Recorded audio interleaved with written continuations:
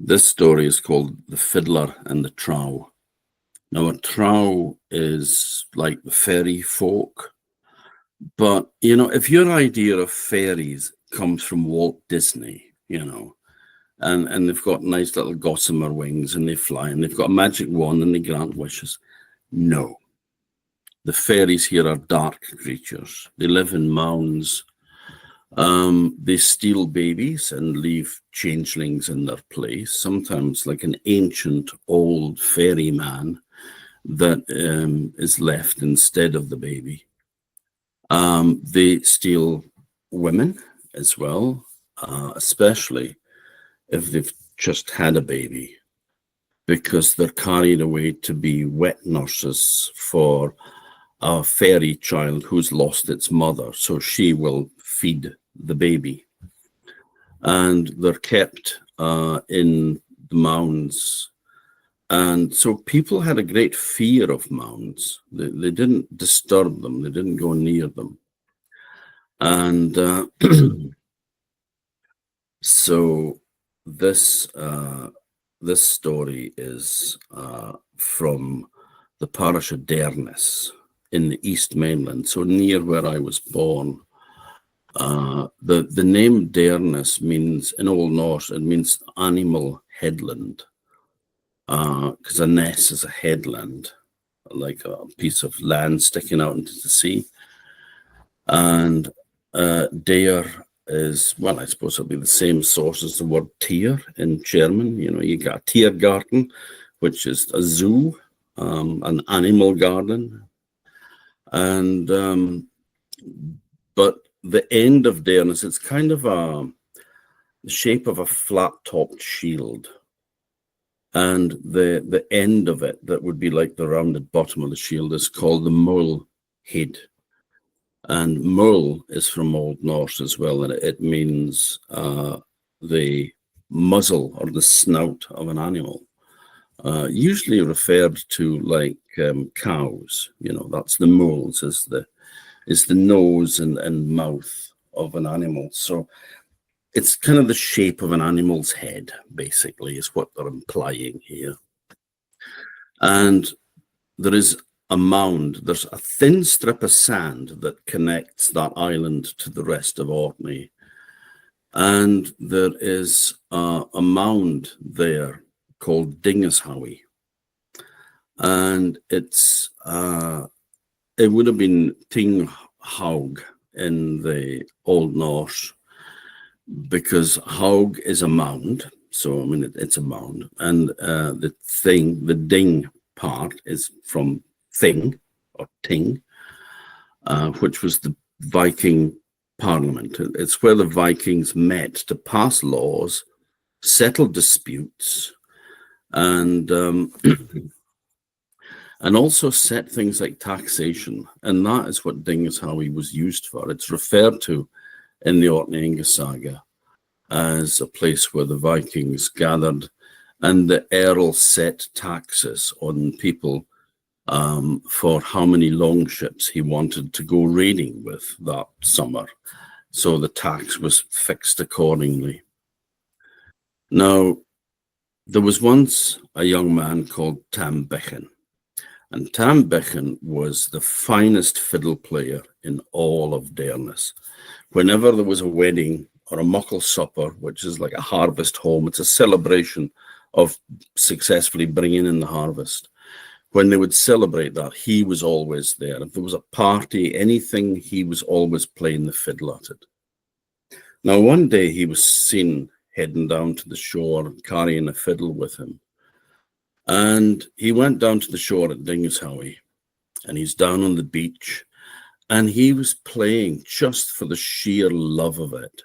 It was Midsummer's Day, and the sun was shining, and it was catching the tops of the waves, and they were sparkling, and he played just for the sheer joy of it, standing on the beach. Now, this was a dangerous thing to do, because it was midsummer. And midsummer and midwinter, it's when the Trows have their most power. That's when they leave their mounds and can cause chaos. Also, he was standing on the piece of ground on the shore between high and low water, which was always seen as being the realm of the devil or supernatural creatures, because it is not one thing or another. It's not part of the land, but it's not part of the sea either, because sometimes it's covered with water and sometimes it's not.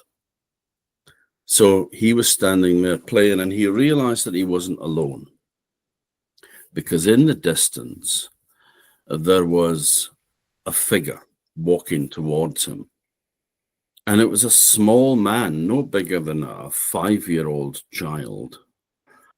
But the strangest looking 5-year-old that Tam Bichen had ever seen, because he had long grey hair and a long grey straggling beard and moustache, big bushy eyebrows and dark twinkling mischievous eyes. And Tam knew that this must be a Trow, one of the fairy folk. And the Trow went over to Tam and he says, "Tam Bichen, that was great playing. You've got some talent there, young man." "Well, thank you," he said. He didn't ask him how he knew his name, because he was a Trow. He would know things, know a thing or two. So he never questioned him. And he said, "I'm having a party tonight to celebrate the midsummer. Would you do me the honor of coming and playing fiddle at my party?" "Yes," he said, "I'm always up for a party. Yeah, I'll come with you." So he followed the Trow along the beach, and they went up to that great mound at Dingishowie, and there was a doorway standing open in the side of the mound.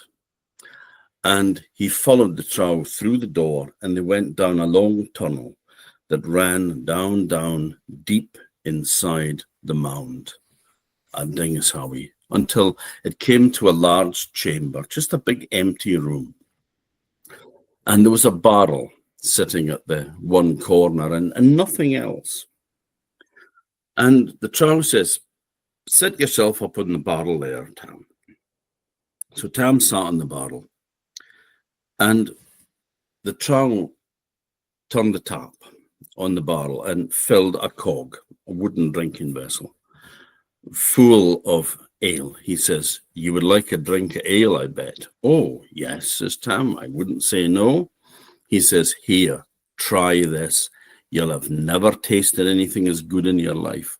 And sure enough, when Tam drank it, it was the most delicious beer he'd ever had in his life.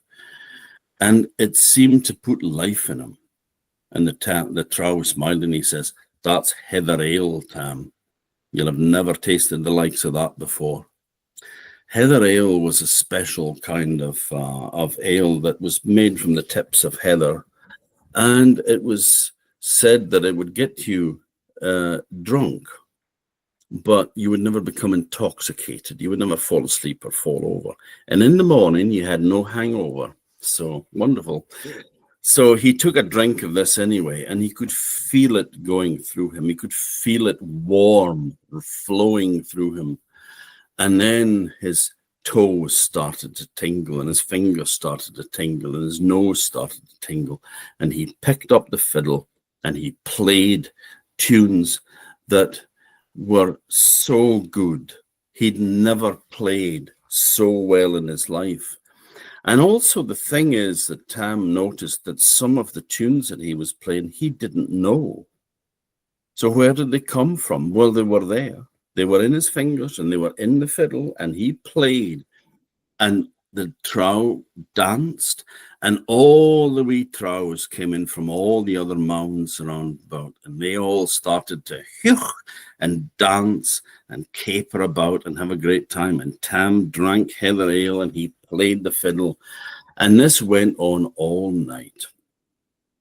And eventually all the Trows started to get tired, and so they started to head off one by one, and they would all sort of disappear. And so it just ended up with Tam and this Trow and one or two others. And he says, "Well, I suppose I should be going home now." "Well, thank you for playing for us," said the Trow. "And remember, Tam, you're always welcome to come back here anytime you want. And don't forget to take your fiddle with you." So Tam said he wouldn't, and he walked up this long path back to the outside world, and the door was standing open, so he went out and he yawned and stretched in the light of dawn. Now, in midsummer here, it doesn't get dark. It remains light all through the night. It's like sort of twilight. It's the darkest it gets, and then it just gets light again. And so it was pretty late, and he was yawned and stretched, and he looked behind him, and the door was gone. There was nothing to be seen. There was just the grass blowing over the sandy dune that covered the mound. And so he started to walk home. And it was then that he started to notice that things weren't quite as they should be. There was a house over there that he was sure, that wasn't there yesterday. And that place looks different. There's been something added to it. And they've got their hay in. They've got haystacks. I'm sure they didn't have their hay in yesterday. But he thought, it's late. I've been up all night playing.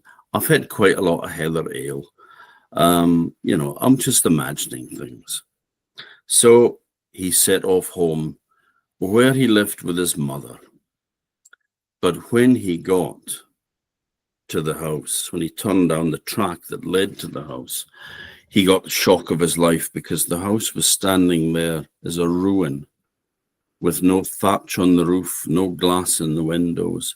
And he went in and shouted for his mother, but there was no answer. There was no one there. So confused, he wandered in a daze around the roads, and he met a young boy. And he said to him, "What happened to the old woman that lived in that house? What happened to the house? Why is it a ruin?" And the boy says, "I don't know. Maybe you should come back and speak to my father." So he followed the boy, and they went to a house. And they went in, and when the man who was sitting at the table having a bite to eat, when he saw Tam coming through the door, he went as white as a sheet, like he'd seen a ghost. And he dropped the bit of bread he was eating. And he stared at him and he says, "Tam Bichen, is that you, boy?" And he says, "Yes, I'm Tam Bichen, but I'm sorry, I don't know who you are." He says, "Don't you recognize me? I'm Andrew Daldy." He says, "You can't be Andrew Daldy. You're far too old." He says, "But I don't know about me being old, Tam, but I'm thinking that you're too young." "What do you mean?" He says, "Well, you've been away for a while, Tam." "No, I haven't." He says, I've only been away for a night." He said, "Oh, no. It was a lot longer than a night. Now, let me see. It was 14 years and a day ago when you were last seen. You were walking down to the shore at Dingeshowie with your fiddle, and you never came back. And we did go and search for you, but there was no trace of you. So we assumed that you must have fallen in the sea and was drowned and swept away, but your body never came ashore. And, well, your old mother, she was an old woman and not in very good health, and she passed away, and the Croft House was never re-let. Nobody rented it again, and so it just deteriorated, and, the gales took the roof off and the windows went in, and now here you are back. And the news spread like wildfire around the parish. Tam Bichen, the fiddle player, was back and looking not a day older than when he'd left. They said the very cap on his head was exactly the same. Now, people asked Tam to go and play for them at weddings and parties and all, but he never played in public again. But sometimes, when he thought he was alone, people heard him picking strange tunes on the fiddle that they'd never heard before. But he never settled into life again. He never settled in with people. And one day he was seen walking down to the shore at Dingeshowie, carrying his fiddle in his hand, and he never came back. But they do say that if you go to that big mound at Dingeshowie at midsummer, and you put your ear close to the mound and listen, you can hear the sound of a fiddle playing and a party in full swing. So that's a wee story about a Trow. They live outside of time, you see. And usually if you partake of their food or drink, then you are stranded in their kingdom. You can't leave. In this occasion, Tam was allowed to leave. But what he thought was just a night was 14 years. And there is an interesting wee story with Heather Ale as well, because the story in Orkney is that the Picts who lived here before the Vikings knew the secret of how to make heather ale, and the Vikings wanted it. And so they captured the last two Picts. There was a father and son. And they knew that they had that recipe for heather ale. So they said to the old man, give us the recipe, because you will end up telling us the recipe anyway, because we will torture you and you'll break. You'll tell us eventually. So you might as well save yourself all that pain and agony by just telling us how you make it. And the old man said, well, you know, I would do that, but I couldn't bear the shame of my son knowing that I had betrayed the secret of heather ale to you. No, as long as my son's alive, I can never tell you that recipe. And the Viking chief says, well, that's easily rectified. And he took his sword and he killed his son. And he said, right, now what's the recipe? And the old man says, you can kill me now, because I will never tell you. My son, on the other hand, may have broken under torture and he may have betrayed the recipe, but I never will. And so the old man was killed as well, and the secret of heather ale passed with him. Now, the interesting thing is that that is like a Pict and two Vikings, you know, like the Vikings and two Picts. The same story is found in Ireland. Only in Ireland it's called Viking ale, and it's a magic ale made from heather. It's exactly the same story. And the last two Vikings in Ireland are captured by the Irish, and it's exactly the same story of the old man saying that as long as his son's alive, he won't tell what it is. And then when the son's dead, saying, well, now you'll never get it. So exactly the same story, but they've completely flipped it so that it's here it's Picts and Vikings, and in Ireland it's Vikings and Irish. So there you go. That's some stories that have links to the Vikings, or actually are Viking stories like that first two. Well, that's very interesting. It's fantastic because you have in many cultures histories that people, how can I say, they are in some situation that they enter in another world, and this world pass many years compared to our world, and this is very, very, I think it's how can I say, now we can say that it was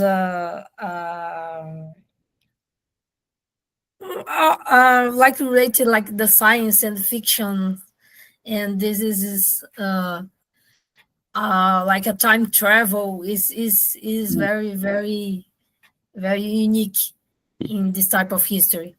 Yes, it's lovely to have stories that are so old, and but then again, I mean, Tolkien was a professor of medieval literature and knew the Icelandic sagas and the Edda very well, and the place that he set his world, Middle Earth, in Midgard. So it's Midgard. It's the Middle Earth where humans live in the Viking mythology. And also in the list of dwarf names, there's all the dwarfs that are in The Hobbit. All of those ones are recorded in the list. But there's also Gandalf as well, who is a dwarf in the Edda and not a wizard. So, but all of that was drawn from that, inspired by that. And I mean, he created an amazing story. But it was drawn heavily on the Nordic, on Viking literature and mythology. So Yeah, it's amazing that inspirations in Tolkien, in how can I say, J.R. Martin, and many authors that are being inspired by Norse mythology or folklore myths, because they utilize some aspects of these myths to construct some tragedies and dramas all surrounding these stories that was created. And we see that we saw, how can I say, kings dying, families are in many conflicts, and this is very, very unique and special, I think, in this type of literature inspired by this type of myths. yeah, I mean, there's the cursed ring in the Volsung saga, and the cursed treasure, and and then in the German version, there's Cloak of Invisibility, which obviously oh God, I can't remember her bloody name. She was the most famous writer in the world at the moment, but the Harry Potter stories, J.K. Rowling, of course. The Cloak of Invisibility is from that, the cycle of stories of the Sigurd the Dragon Slayer, or Siegfried in Germany. But yeah, they're all in there, and they're all still being used and as inspiration for creating new things. And I mean, when I go into schools and tell stories, the one thing when they're doing Vikings, as I always tell the story of how Thor lost his hammer, and Jerker Fulstrom tells a brilliant version of that. So I'm not straying onto Jerker's territory. He can tell you that story. But children now are saying, when they say about Thor had a hammer, and they went, "Oh, Mjolnir," and I was like, "How the hell do you know that?" Last thing I would expect. Oh, because of the Marvel comics, there's the Thor film and all that. So it's like, oh, so then they're discovering it through a completely different route, through fiction. But they're still, they know a thing or two, which is good, a good start. And hopefully it'll set them off to think, I must look up these stories and find out more about them and start reading Edda and all these collections. So yeah, it's good stuff. Yeah, it's a good start for youngers knowing more about this universe, because I think in this how can I say, in this age, children prefer more things that are like in actions, like in fights, and Marvel doing this in using Thor or other characters from Norse myths. And I think this is I don't want to say that was a negative thing. I think that's a positive in part. We know that the myths in Marvel are so how can I say, are so different from the reality of Norse myths. Yeah. Many aspects that are totally different, but it's a beginning for many youngers discovery more about Norse mythology. I agree. Yeah, I mean, they've taken characters and they've created other stories, but it does spark the interest of children, and anything that sparks a child's interest has got to be good. And it might make them think, I want to learn more about these. And when they're a bit older, start reading the myths and then enjoying them as a completely different thing. But there's all the superheroes. Yeah, that's true.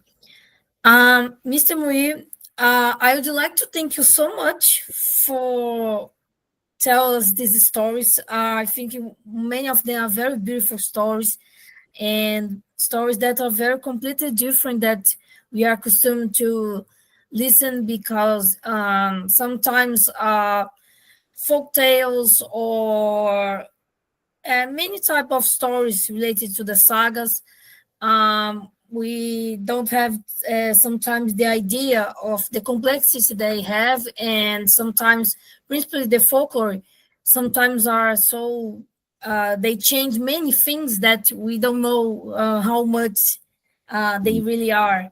They, how can I say, they put sometimes many more positive things than compared to negative things, and we when we listen the original story, it's completely other sides of the story, and this is be very more pleasure to listen. I love to hear the originals, because of that we have much more idea how the people of that time think. Yeah. And this is fantastic for have this in my channel and for the audience of the same. Thank you so much for that. Thank you. Thanks for asking me. I'll just stop the recording.